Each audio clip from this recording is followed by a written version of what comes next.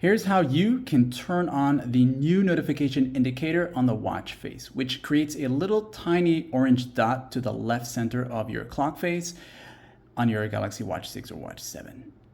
When the feature is enabled and you get a new notification, you'll notice a little orange dot on the left center here of your watch. I don't have any new notifications to show you, but you'll know what I'm talking about when you see it. So to turn this feature on and get that orange dot, swipe down from the top like this here while on the clock face and tap on settings.